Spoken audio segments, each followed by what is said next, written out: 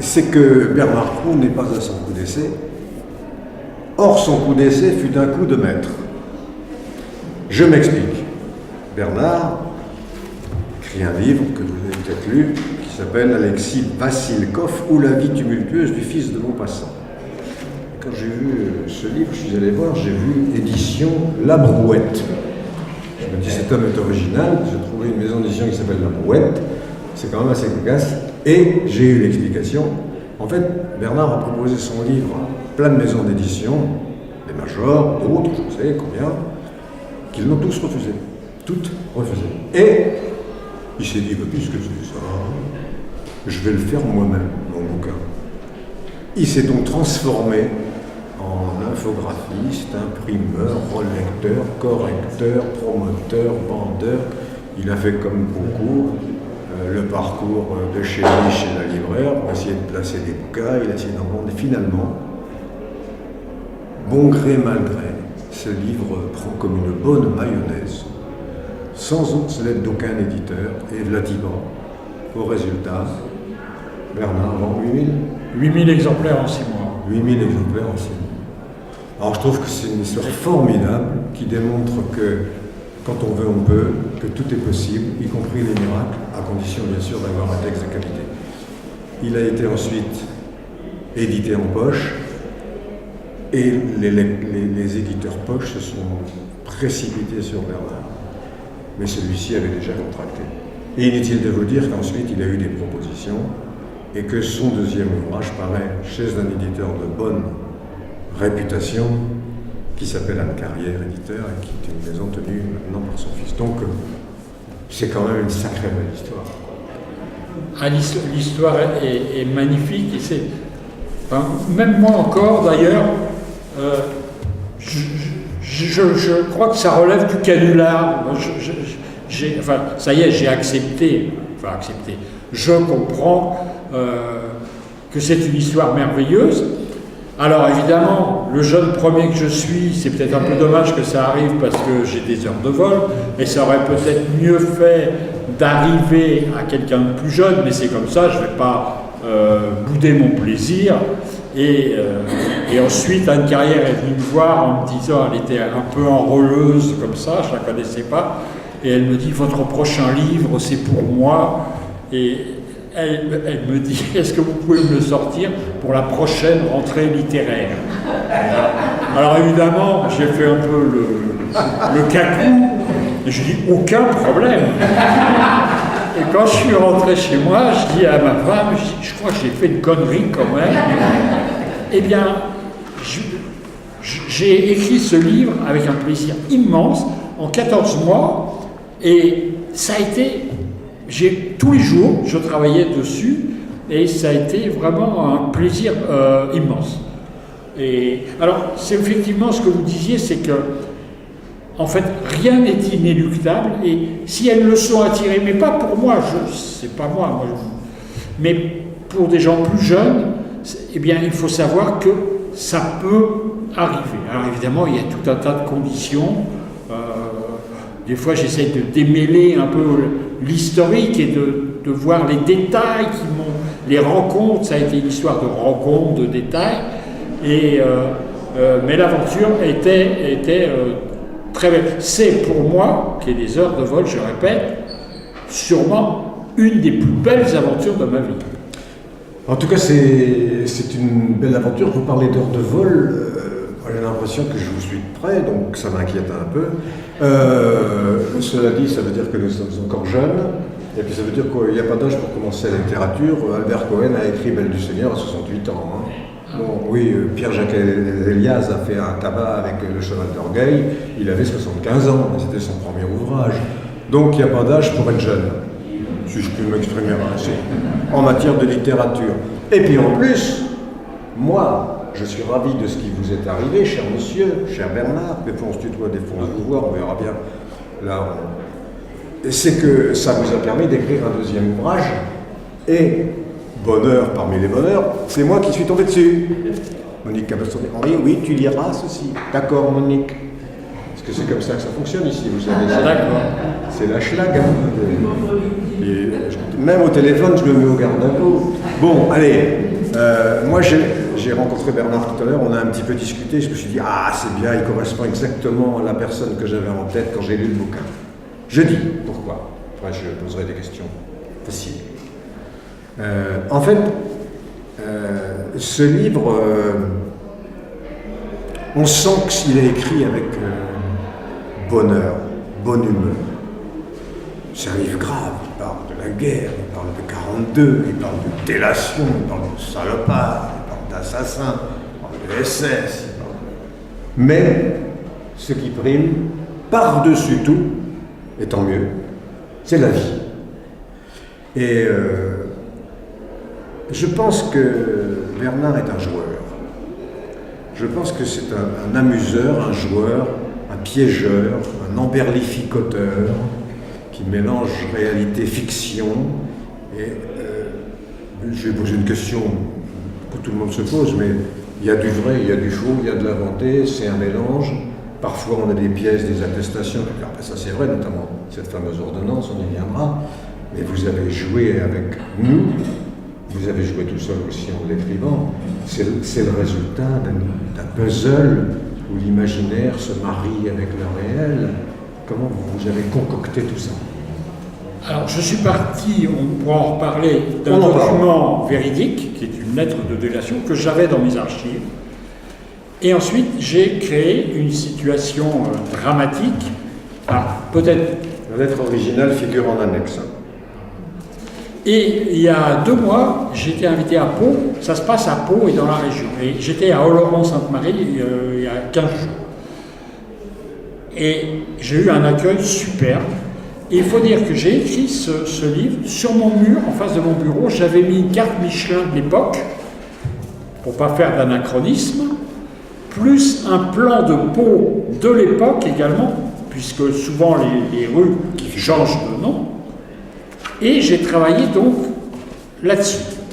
Et quand je suis allé à Pau, à la librairie Tonnet, il y a un lecteur qui était là, qui m'a présenté, qui avait adoré le livre. Et après la présentation, il m'a dit, viens, je vais t'emmener dans Pau. Et on a marché dans Pau. Et là, il me dit, tu vois, ce carrefour, c'est là que l'or rencontre Helmut. Là, c'est le bistrot. Et ça, c'était mes personnages, c'est-à-dire, ça a été une journée d'émotion, une après-midi, d'une émotion extraordinaire. Il faisait vivre mes personnages, qui étaient des personnages, et puis j'ai vu les endroits. Il y a un endroit, par exemple, il y a une place où il y a encore un arbre. D'ailleurs, ils se sont battus pour que cet arbre reste. La municipalité voulait le déraciner. C'est un arbre où, à la fin de la guerre, les Allemands ont laissé pendre un jeune lycéen pendant 4 ou 5 jours à titre d'exemple. Et moi, j'en parlais de cette histoire. Et quand j'ai vu l'arbre qui était là, oui, il m'a fait voir, je parle d'un bistrot que j'ai inventé, mais je l'avais situé dans une rue. Et j'ai vu mon bistrot, après j'ai vu, ça a été c'est ça. C'est-à-dire que je ne savais plus, en réalité, mes personnages, d'ailleurs pour Alexis ça fait pareil, c'est que ils étaient, je les vois mes personnages. Ils sont incarnés. Ouais. Et ça c'est assez curieux parce que ça fait une impression bizarre, c'est que alors un auteur, il a le pouvoir de créer des personnages. Et d'ailleurs, quand il en a un, il peut même les oxyre tout de suite, terminer.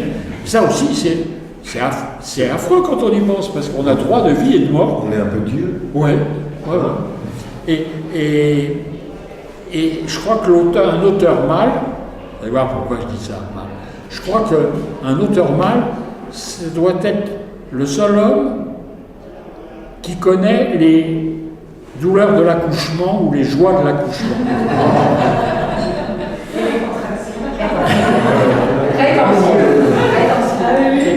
Non, je ne suis pas prétentieux. C'est un homme qui parle. Mais c'est vrai. Oui. Enfin, pour écrire aussi, c'est vrai qu'il arrive un moment où, petit peu comme Geppetto sculpte sa marionnette, cette marionnette lui échappe et devient un garçon. Nos personnages aussi nous échappent quelquefois. Et vous disiez, quand j'en ai marre, je l'oxyde. Moi, je me souviens très bien que j'avais eu un personnage, je ne pouvais pas le faire mourir, alors que dans mon scénario, il était prévu qu'il mourût. Eh bien, je m'en suis sorti avec la parfaite. Et j'ai pas pu. Parce que je m'étais trop attaché à lui. On rentre dans le bouquin. Nous sommes en 1942. Ben non, je vais commencer par le début si je bête. Parce qu'il y a une première partie très courte. La première partie très courte, c'est Laure. Laure, c'est une nonagénaire dans les années 2010, la petite fille d'un monsieur qui s'appelle le docteur Saint-Marly, pardon. Et ce docteur Saint-Marly était propriétaire d'une immense bibliothèque absolument formidable. Et cette Laure, petite fille de Saint-Marly, souhaite se débarrasser de sa bibliothèque. Bien. Elle fait donc appel à un spécialiste qui a pour habitude de vendre des livres anciens, des acheter, de les revendre. Et ce monsieur, Oreste Bramard, arrive chez Laure. Voilà. Et il commence à faire quelques investigations, il sort un livre et pouf, tombe un papier de ce livre. Et je crois que c'est les beaux draps de Céline. C'était, oui, dans un volume des beaux draps, qui est un des pamphlets de Céline, oui. Pas des plus jolis. Et on regarde, Oreste et Laure regardent, et lisent, et s'aperçoivent qu'en fait, cette ordonnance, facsimilée, d'ouvrage, est une lettre de dénonciation. C'est-à-dire que Saint-Marly, le docteur Saint-Marly, dénonce, dans une lettre du 19 décembre 1942, dénonce 4 hommes à la préfecture de Pau, un instituteur, un fonctionnaire, un avocat et un journaliste, ancien amant de Madame Saint-Marly. On commence déjà à rentrer dans autre chose que la politique, c'est une formule. Et parmi ces mauvais Français, on trouve un communiste résistant, on trouve un gaulliste, on trouve un arriviste forcené, un salopard, un connard, que j'aurais aimé qu'il meure avant, mais pas monter comme ça, un juif et plusieurs francs-maçons. Mais c'est pas tout, parce que monsieur est joueur. Pour avancer dans l'histoire qu'il va nous raconter après, il va falloir qu'il joue à saute-mouton de livre en livre. Vous me parlez du saute-mouton, là ? Oui, c'est ça. Alors, lorsqu'il découvre ce premier document, Laure dit, mais c'est un hasard, il doit y avoir d'autres documents cachés dans cette bibliothèque, ça n'est pas possible qu'on ait découvert par hasard que ce document. Et il y a un jeu de piste, c'est-à-dire que Oreste feuillette les beaux draps, l'exemplaire qu'il a, et à la fin, à la dernière ligne du texte, il voit d'une écriture manuscrite, à l'encre verte ou violette, il reconnaît la main du médecin et il voit la phrase suivante, « La cuisine était propre ». Et il se dit, mais aucun bibliophile sérieux ne raturerait son livre, ne dénaturerait son livre par une phrase comme celle-ci. Et il dit, cette phrase doit signifier quelque chose. Donc ils vont chercher ce que signifie « la cuisine était propre ». Et ils cherchent sur Internet. Et ils tapent sur Internet. Et alors il y a, vous savez, 4 millions de réponses Et la première réponse, c'est l'avis d'un gars qui a été dans un restaurant et qui note le restaurant, qui dit la cuisine était propre. Et là, Oreste dit, bah, on n'est pas sorti d'affaire. Et il tourne, et puis à la 4e page, il voit un titre de Marcel Aimé. Et la première phrase du livre, c'est « La cuisine était propre ». Et là, il se dit, il commence à comprendre qu'il y a un jeu de piste. Et dans ce livre de Marcel Aimé, la table crevée. C'est la table crevée, donc il cherche où se trouve la table crevée dans l'immense bibliothèque, il le trouve, et là il y a d'autres documents, et Oreste va à la fin, et il voit qu'en dessous la dernière ligne, il y a une autre mention manuscrite, et il se dit, ça y est, ça c'est la première phrase du livre suivant où il y a des documents cachés. Et il va y avoir 15 livres comme ça à trouver. Alors, pour que le lecteur s'amuse un peu, j'ai donné les premières phrases. Si le lecteur veut s'amuser, il se débrouille pour les trouver. Sinon, à la fin du livre, il y a le titre des bouquins. Et le docteur en question, qui était bibliophile, a fait relier très habilement à l'intérieur de ses livres des documents qui concernent sa famille et qui vont expliquer toute l'histoire de cette famille pendant la guerre. Ce qui nous permet ensuite de passer, mais assez rapidement, dans l'histoire même, à partir effectivement de 1942, à Pau, de tout ce qui se sera passé, déduit donc de la lecture de ce qui est inséré dans ces ouvrages. En fin de roman, vous avez un certain nombre d'informations sur le sujet. Donc nous sommes en 1942, à l'époque où M. Saint-Marly a écrit sa lettre, et on va là se plonger dans l'histoire à Pau, une histoire très riche. Alors, on va prendre que les petits bouts, mais je vais vous raconter des petits éléments, puis poser des questions, dont une qui me trotte dans la tête, il ne faut pas que je l'oublie, qui est absolument extraordinaire, j'ignorais complètement, je vous laisse dans le suspense pour l'instant, mais ça va pas tarder.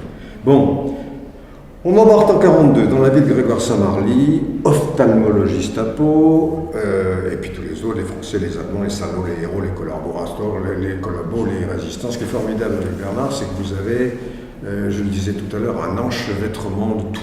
La grande histoire, l'histoire de la résistance, l'histoire de la collaboration, les histoires personnelles, l'histoire de la famille Saint-Marly. Bon, on est sur plusieurs niveaux de lecture et cet enchevêtrement prend quelquefois des allures d'aventure. Vous avez un jour une escroquerie, un vol d'or dans la Suisse, et puis cet or sera transformé en plomb, ça s'appelle d'ailleurs l'alchimiste, hein, et quelques années plus tard, plaf, un coupable sera désigné d'office et paiera ce qui fut en fait le rapt de résistants, hein, le rapt, le vol par des résistants. Et il a ce Saint-Marly là, moi très rapidement je dis c'est un salaud. Je pense que c'est l'image type du salaud. Et puis, bon, je vais donner un exemple, ça vient très vite dans le livre, mais sa lettre de dénonciation, d'ailleurs, la fille, Laure, lorsqu'elle découvre la lettre de dénonciation, lorsqu'elle lit les noms des gens dénoncés, dit cette phrase. Et ça vous expliquera dans quelle ambiance assez pourrie on va se retrouver derrière. Vous avez lu comme moi, dit-elle, au reste. Arrêtez-moi si je me trompe. Si j'ai bien compris le contenu de cette ordonnance, le docteur Saint-Marly, mon grand-père maternel, y dénonce aux autorités de l'époque, maître le payeur, mon grand-père paternel. C'est ahurissant. J'ai connu un homme certes un peu renfermé, mais gentil et attentionné. Comment a-t-il pu écrire une lettre pareille? Et je trouve que cette phrase fait parfaitement le lien avec ce qui va se passer plus tard et avec, en grande partie, les dégâts que va causer cette lettre, y compris dans la propre famille de celui qui l'a rédigée. On peut même le dire, c'est pas trahir un secret, cette lettre aura pour effet que l'un de ses fils, Charles, le fils cadet, qui est en terminale, entre en résistance et sera fusillé de la faute de son père. Son père le sera-t-il. Moi j'ai une question sur ce Saint-Marly. Bon, c'est un salaud, mais il n'y a pas de description psychologique du mec, enfin je crois pas, mais il a vraiment rien de bien. Est-ce que vous lui trouvez... Parce que je sais, Bernard, que tous vos personnages, en règle générale, sont pas blancs ou noirs. Vraiment. Maurice, celui qui a été prisonnier de guerre, ensuite il bidouille dans la mafia parisienne, là, il est un peu tire-laine, etc. Il se refait la cerise. Beaucoup de personnages se rattrapent, il y a quelques rédemptions. Mais Saint-Marly, le père de 4 enfants, qui dénonce ces 4 types, notamment parce qu'il y en a un qui a couché avec son épouse. Il a des circonstances, entre guillemets, atténuantes. On peut lui trouver quelque chose ou c'est vraiment le salaud parfait? Alors, moi, ce que j'ai voulu, on a tous notre côté sombre, notre côté ça se voit bien. Éclairé. Et alors, le salaud intégral, c'est l'oiseau. Ah. Et l'oiseau, il est haut fonctionnaire et il va s'en sortir à la Libération, il va passer à travers les mailles. Et j'ai pris comme image, en réalité, c'est Maurice Papon et René Bousquet et d'autres qui, à la Libération, la République avait besoin de cadres, disait-elle, donc on n'a pas pu épurer tout le monde. Donc l'oiseau, salaud parfait. Saint-Marly, le père, il ne s'occupe pas de ses enfants, il s'en fout, il est bibliophile. Et son intérêt, et moi je suis bibliophile, donc j'ai eu une période où j'aurais fait n'importe quoi pour obtenir un bouquin, je sais ça. C'est-à-dire que le bibliophile, une fois qu'il est avec ses livres, qu'il cherche l'édition qui comporte la faute d'orthographe, etc., il se fout du monde entier. Alors, c'est une espèce d'excuse que je trouve, parce que moi, je sais que j'ai fait des choses, pas des escroqueries, mais pour obtenir certains bouquins, on peut être limite, quelquefois. J'avoue ma turpitude, quoi, si vous voulez. Alors, je ne sais pas si je me suis pris comme exemple, mais je ne trouve pas de circonstances atténuantes. Au contraire, alors, sa femme le trompait, alors il s'est vengé aussi de cette façon-là, en dénonçant l'amant de sa femme.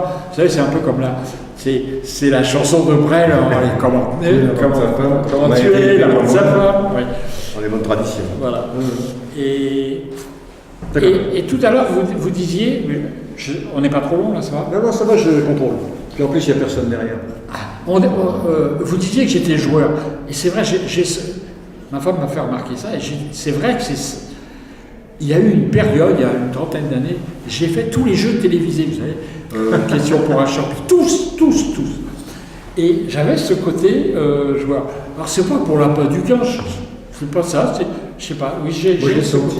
J'ai senti en vous lisant, j'ai dit cet homme aime nous jouer et nous amuser, nous perdre, nous surprendre.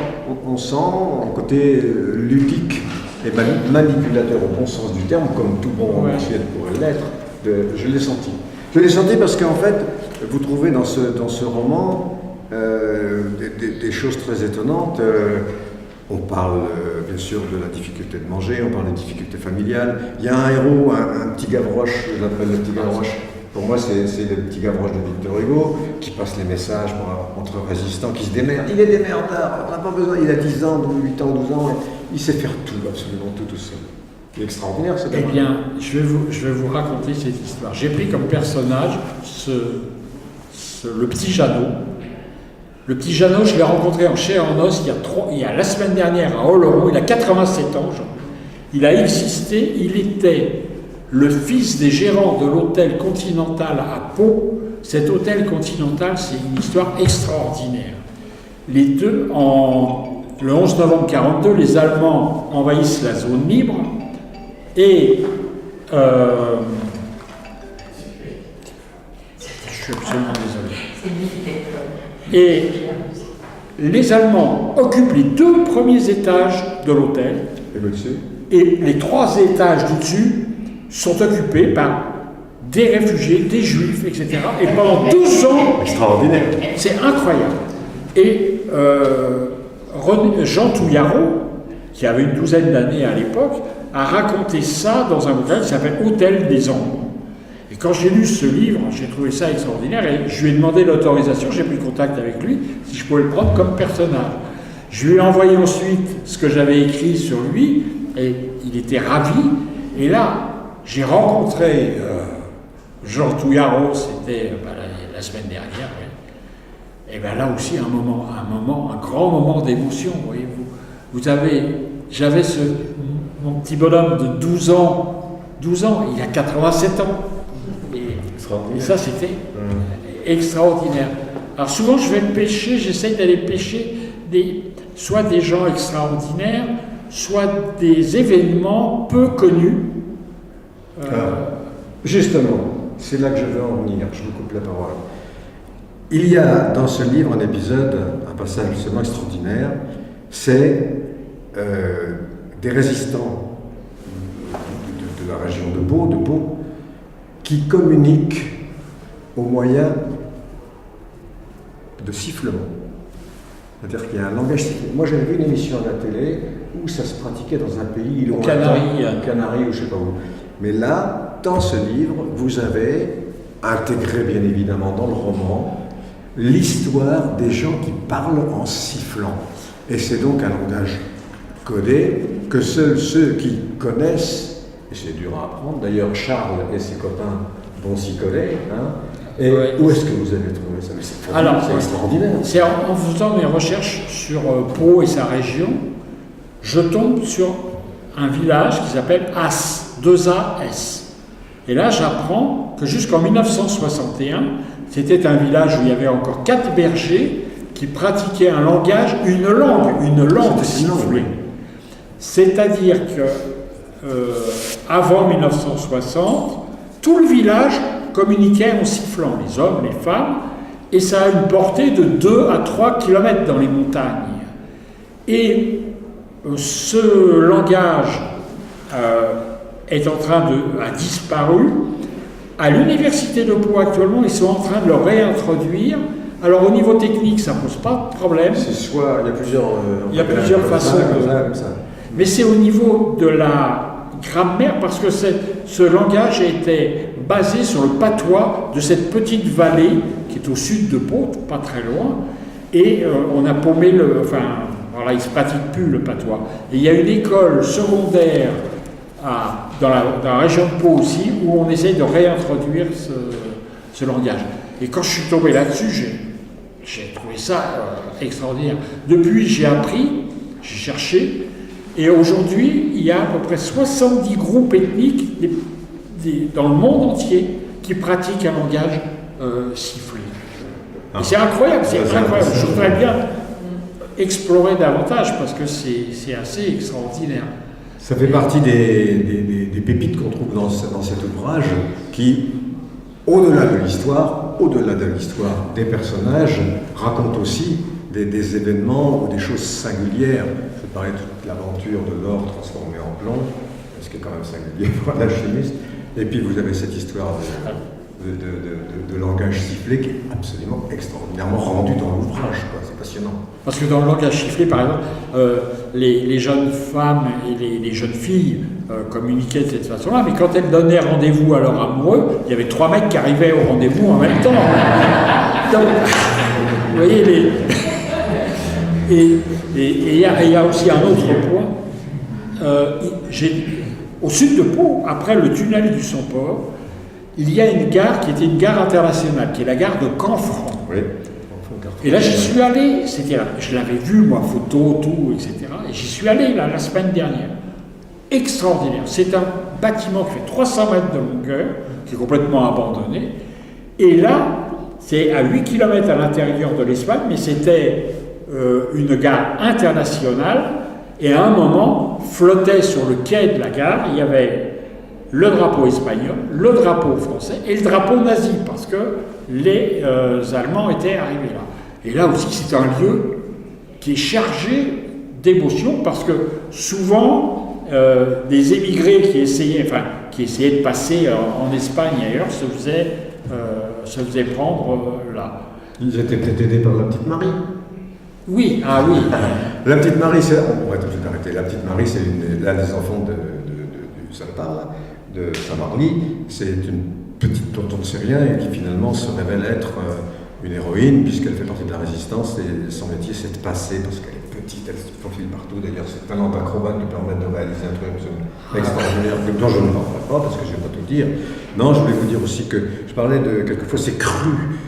Il y a des histoires, il y a une belle histoire d'amour. Toutes les situations sont possibles. Aucune situation n'est jugée par l'auteur. Donc il y a une des filles, c'est Laure, qui tombe amoureuse d'un Allemand et qui se réfugie dans un petit coin. C'est connu de quelques personnes. Ils ne sont jamais trahis. Et puis vous avez Maurice, effectivement. Et puis vous avez moi, il y a une scène que j'aime bien, elle est crue, mais je l'aime bien, c'est l'histoire d'un Allemand qui est homosexuel et qui se paye un Français qui se laisse faire d'ailleurs. Hein. Et je disais à Bernard tout à l'heure, mais quand on voit cet Allemand prendre ce Français, on se demande si c'est pas une métaphore de l'Allemagne qui est en train de baiser la France. Je me suis permis cette...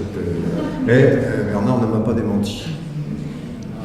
Bien, je crois que nous pouvons en terminer. Est-ce que vous avez des questions à poser? Enfin si, moi je terminerai en disant, lisez-moi ça. Lisez-moi ça, messieurs, dames. C'est un bouquin qui est drôle, grave, truculent, plein de malice, plein d'humour, une recherche absolument fabuleuse, 1001 personnages, je ne sais pas comment on peut se retrouver, très organisé, Bernard. C'est vraiment